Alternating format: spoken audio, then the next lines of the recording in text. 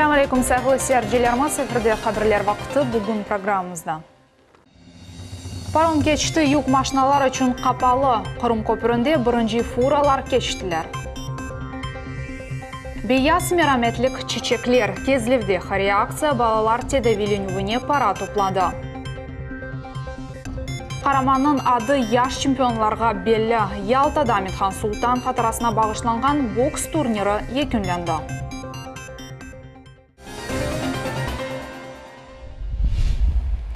Bugün yarı gecede Kırım Köprünün araba yollar kısmında yük nakliyeti için hareket açıldı. Bu yük maşinalar için yasak etilgen işaretler alıp taşlanıldı.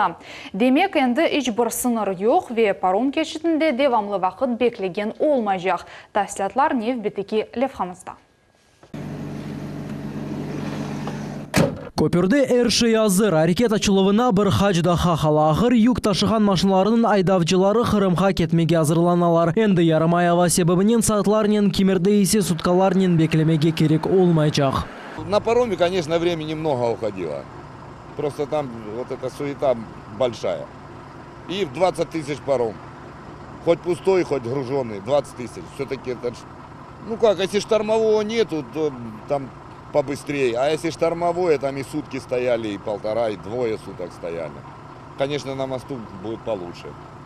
Көпір çalışıp başlағанымен бірінші 8 saat devamında onun üstünden 706 yüklegen fura geçti. Kırım Deniz Limanları adlı müessesinin müdiri öz Facebook sayfasında yazdı ki bugünden başlap 4 yıl devamında paromlar birinci kere işsiz kaldılar ve bu avanen bağlı değil. Водители все счастливы. И счастливы не на словах, а на деле. То есть теперь на сегодняшний момент получается, что водитель получил все документы, сел и поехал. Köpür açılığının çoğusu ekspertler aşayt mallarının fiyatları ucuzlayacağını tahmin etediler. Endi paromға çok para tölemek gerek olmayacak. Kırım başı Sergey Aksionov'un fikrine göre hareket açılığı Kırım'daki fiyatlarga pek büyük tesir etilmeyecek. Onun sözlerine göre fiyatlar biraz geç ucuzlayacak. Demiryol hareketi açılған son. Вот как только железная дорога заработает, гарантирую, что будем пересчитывать вообще стоимость каждого литра, кто откуда берет, кто поставщик и так далее. То есть как бы в данном случае спекулировать точно на топливе никому нельзя давать. Но бензовозы сегодня нам ценовую политику комфортную не обеспечат. Hatırlatamız, Kırım köpüründe hareket Mayıs'ın 16'sında açıldı. Bu vakıttan beri köpürden 3 milyonga yakın maşına geçti. Demir yol kısmının açılığı 2019 sene beklenili. Tamam o vakit Kırım'a yük trenli hatına başlayacak. Muhammed Zikriyev, Millet Teлеканалы. Bugün Devlet Duma mebisi Ruslan Balbek Kırım paytaxtında gражданларны kabul etti. Yer ve gazifikasiya meselelerinden ona 20 insan müracaat etti.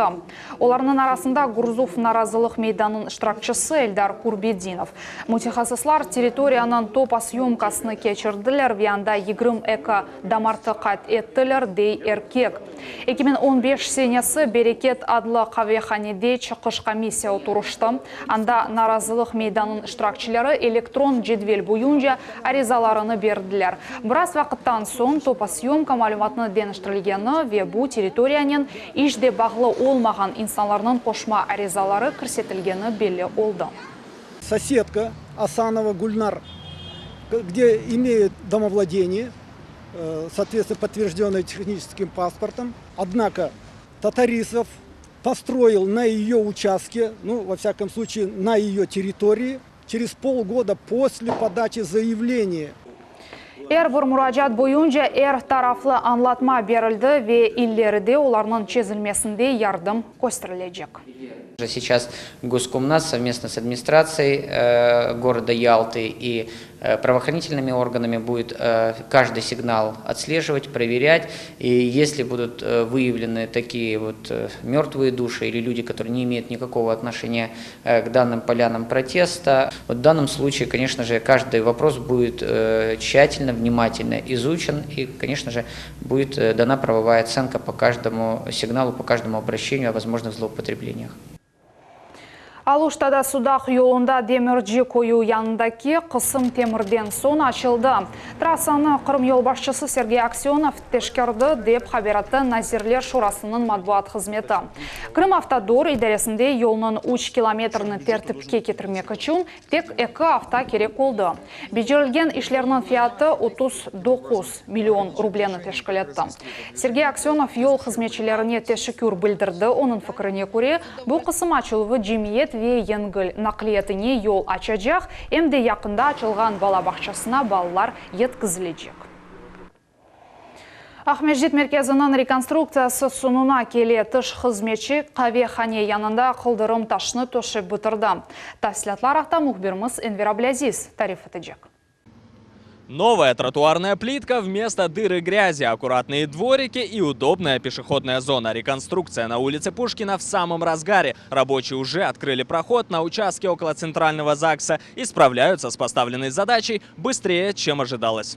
Реконструкцияның бірінші басамағы тап 2 ел велсі башланған еді. 2017-сіне барде екінленген еді. Қавға да oldu. О заман тыш хизметчетінің инсафсызлығы анық oldu ve ona para жазасы тәйленді. Бүгін ішшілер соқақны бүтінлей тегізлейлер ve яны қалдырым ташыны төшейлер. Құруcılık қорасы сеткаға денештірілді ve ЗАГС бинасына кириш қысмен açıldı. Ну, зеленое насаждение хотелось бы, конечно, видеть, потому что тут, смотрю, некоторые деревья как бы убрали. Это, ну, желательно, чтобы не повторилось, как там. Вот. Так, в принципе, вот здесь облагораживается, в принципе, смотрю, это. Ну, увидим, когда уже полностью результат будет. Пайтақ сәкинлерінің ақылында Пушкина соқағыны керлі ве чіркін кебі қалды. Ама бұл ал кечмешке далды. Атта яны адеттен тыш тереклер отуртылығы планлаштырыла. Писсарде эрик терегінің фиданлары да сачылacak. Вот знаете, вот возле ЗАГСа тут работаешь, одна женщина шла полгода назад, и лужа стояла вот осенью, весной вернее. Большая, она говорит, я когда замуж выходила 40 лет назад, эта лужа и была тут. Говорит, ну сколько можно? Машины не подъедешь, ни брусчатка вся побитая, вообще бардак такой был. Вообще, если сделают, очень классно будет. Совсем скоро здесь появятся новые скамейки, антивандальные камеры и зеленые насаждения. Полная готовность ожидается к ноябрю этого года. Энвер Аблязиз, Иван Евдокимов, телеканал Миллет. Қырымда белый цветок адлы харея акция кешті бұ сене байрамның меркезі кезлев шәрі олды. Театр мейданында бұтун күн девамында бұйық ярмалық чалышты. Акцияның эсас тымсалы бейаз кағыт чечеклер олдылар. Олар мұнда бұйық файда кетірелер. Топланған паралар ағыр хаста баларының тедавиленуіне йолланылажақ. Мераметлі акцияға бізі мұхбиріміз Султанес Такаева да қошылды. Кезлемнің мерkezінде керчектен де байрам ойыты ұкымсырем. Театр саналаштырулар, ағача яқта юрген цирк артистлері, ойынлар ве күтлеви әгленжелер. Бұтын күн театр мейданында хайрие ярмалығы чалышты. Мераметлі ішке имканлары сынырлы олған баллар да қошылдылар. Әл ұшы ярдымынен олар ярдымға мұқтач олған балларға қол тұтмаға істейлер. Мы указали, что это сделано детками с ограниченными возможностями. Вот. Еще у нас ребята варили варенье, доброе варенье называется, и пекли доброе печенье. То есть они у нас сами в центре, у нас есть школа кулинаров.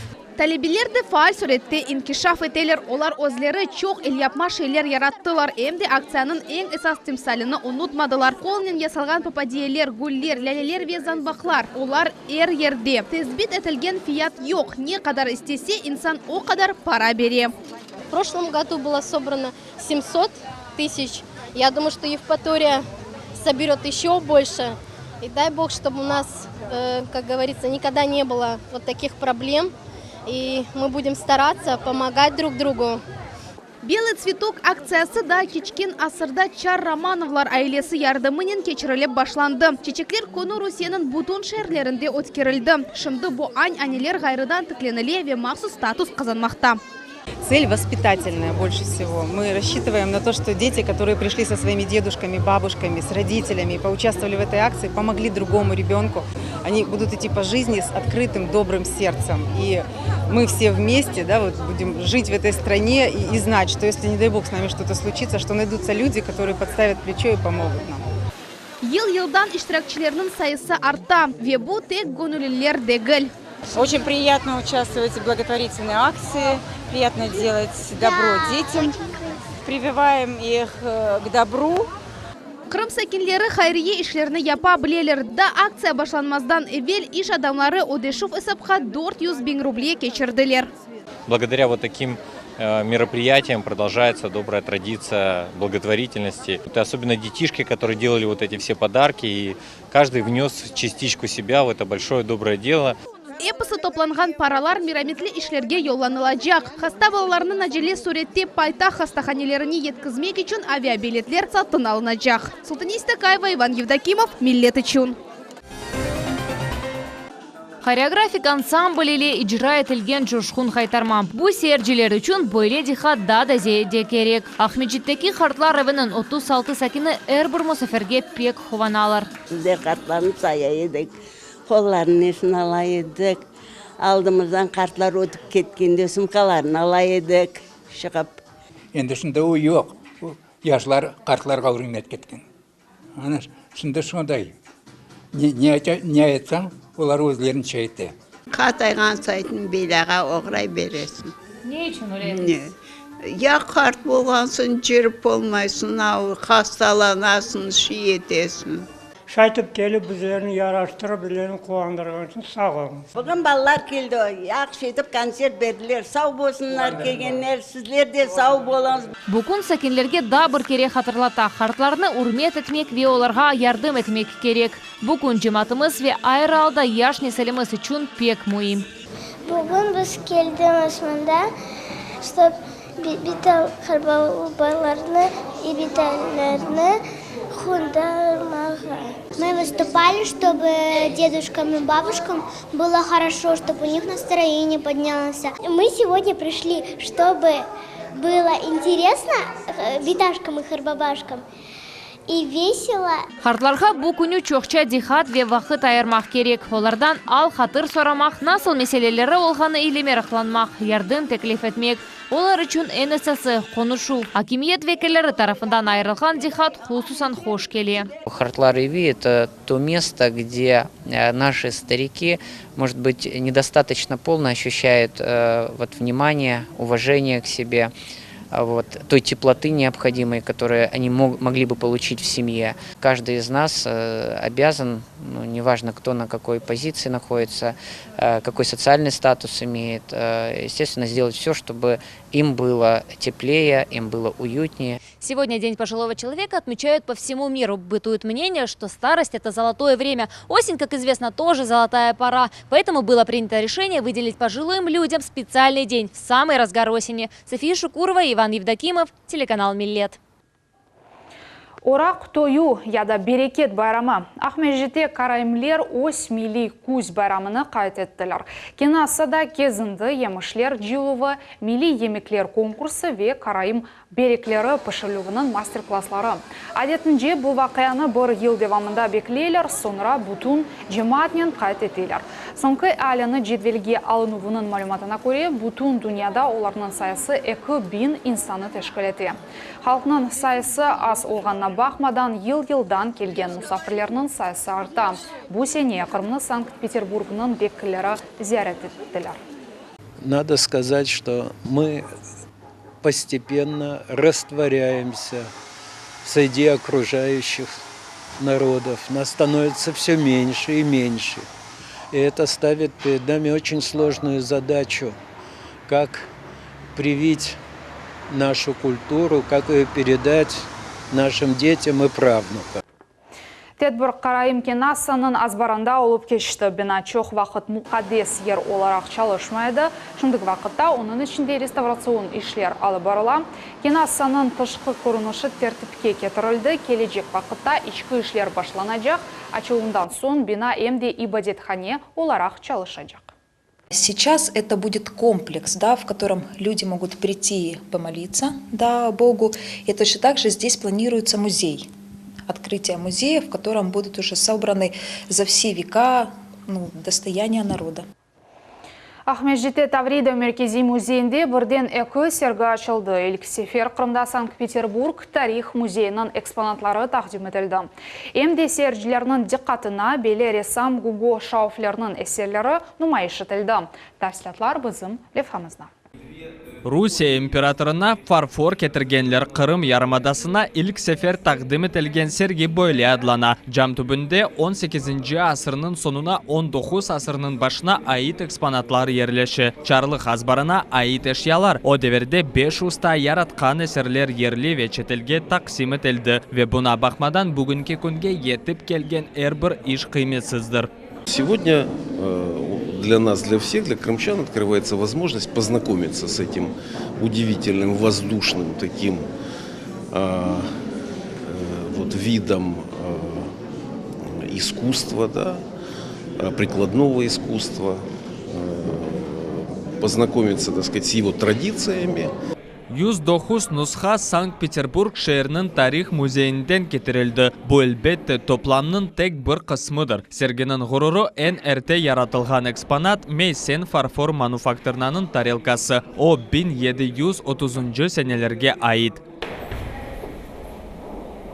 Бұл серги ішбірлікнің бірінші жидді тәжірибесі. Ве тәшкілатчылар қайды еткеніне кебе бұл мувафақиетлі іштір. У себя в Петербурге мы делали выставку «Фарфор и трон», и параллельно родилась такая идея для того, чтобы вот все-таки расширить состав и немножко больше сказать о императорском дворе. Вот мы приняли решение под таким вот названием объединить предметы и привезти именно в Крым и показать. То есть у нас такие связи уже такие достаточно серьезные налаживаются. Музейнің қомшы залында мұсафирлерге ос әсерлеріні шахсен рессам Гуго Шауфлер тақдым етті. Совет немсесі Ярамадаға тап 70-ші сенелерінің башында көчіп келді. О вақыттан берлі о ерлі дүлбеліклерге мефтун олды. Өз 90 яшында о тендурист ве иджат етмектен вазгечмей. Ос әсерлеріні насыл яратқаны ақта бойле тариф еті. Очень интересно, можно увидеть вот состояние природы и как какая-то дикой природы. Видите, вот посмотрите, вот это вот разрушено. Здесь разрушено. Уникаль экспонатларны декабрь айнажы көрмек мүмкін. Келечек сене Санкт-Петербургның тарих музейі русский стиль адлы сергені кетермеге планлаштыра. Она амели сөслü санат эшялары ве фарфордан ғайры мешур балта креслалар кере. Энвер Аблизи, Сасан Зивадинов, Миллет Ичун. Ялтада Аметхан Султанын қадарасына бағышланған бокс бойынша 8-ші халқара турнир екінләнді. Совет бірлігі 2 дефа қараманның байрағы алтында рингте 200-ге яқын боксшы көрішті. Күреш насыл кешті ве Ярамада мұсафірлері нейлі әретте қалдылар, бізім левхамызда сератыныз. Ишлеп чыгарылган техника тешкерилген межгулетлер ве апансыз урувлар. Буларны эпсыны бу рингте көрмек мүмкін еді. Ялтада өткөрүлгөн 8-ші халқара турнир ең күчлүү спортчуларны бірлешті. Собралось очень много ребят и результативных. То есть с каждым годом мастерство турнира по ступенькам поднимается вверх. То есть уже сюда и мастера спорта международного класса приезжают, даже участники Европы, мира приезжают сюда, чтобы выступить на этом турнире. Иштиракчилер чеши жумхуриетлерден келдилер. Бу ерде Казахстан, Донецк ве Луганск жумхуриетлери ве Русия регионларынын векилери чыгышта булундылар. Ама эң күчлүүлер Өзбекистанын спортчулары олдылар. Эр-бир боксчы чемпион унванынен келди. Бунен берабер акыплер Кырым боксчыларынын усталыгына кыймет кестилер. Сейчас у вас в Крыму крымские боксеры стали завоевывать очень большие, высокие места на международных турнирах. Мы с ними встречались и в Махачкале, Башкирии, Волгограде. Но у них сейчас, понимаете, прогресс, результат. Бу егет ise туапсы шерінден келді. Оның айтқанына көре, күреш қолай кечмеді, рақып да зайыпде гөл. Ама огде бір мақсат, тек ғалибе. Я провел 2 боя. Первый бой я провел не очень так хорошо, но по очкам я выиграл, одержал победу. Во второй бой я уже подготовился хорошо, собрался с мыслями. Вышел уверенно, собрался с духом и начал своего соперника обыгрывать по очкам. Ну, вышел, как говорится, хорошо. Нәтижелер чыгарылды, демек галиплерни мукафатламага вакыт келди. Бунун үчүн Ярымаданын шерефли мусафирлери дәвет этилди. Под флагом дважды Героя Советского Союза объединяются разные народы, которые некогда формировали и составляли единый советский народ. Поэтому для нас очень приятно принимать их у себя в Республике Крым, в гостеприимной Ялте и видеть такие вот яркие, зрелищные турниры. Bu yarışlarda 200'ge yakın sporcu iştirak etti. Teşkilatçılar eminler gelecek sene turnirinin seviyesi daha yüksekçe olacak. Ahmetхан Sultan'ın adına kubok uğrunda Kırım Güneş altında ring ortasında dünyanın en yaxşı boksçıları kurashacaklar. Fatime Sidametova, Ervin Emиралиев, Millet için. Income Sport Kızıltaş 2-0. Kırım'da nevbeteki futbol uikendi keçti. Ялталылар kırmızılı beyaz takımını kabul ettiler. Kızıltaş'ın baş idmancısı Vladimir Martinov'nın fikrine göre mağlubiyet anlaşılmagan bir hadisedir. Kızıltaş öz yanlışları neticesinde galibini kaçırdı. Outsider statusuna bakmadan Income Sport birinci dakikalarda faal ve agresif şekilde oyuna başladı. Мы контролировали ход игры, но ошибки в обороне такие, которые мы допускаем, естественно, они приводят к взятию ворот. Опять же, футбол строится на ошибках, наверное. Кто их меньше допускает, тот и побеждает. Мы сегодня допустили те роковые ошибки, которые позволили сопернику победить. Kızıltaş'ın turnir vaziyeti öyle kala hatırlatamız. Bahçesaraylılar 4. basamakta yerleşiyor. Şimdilik bu epis malumat nevbeteki çıkışını kaçırmanız. Görüşmek üzere.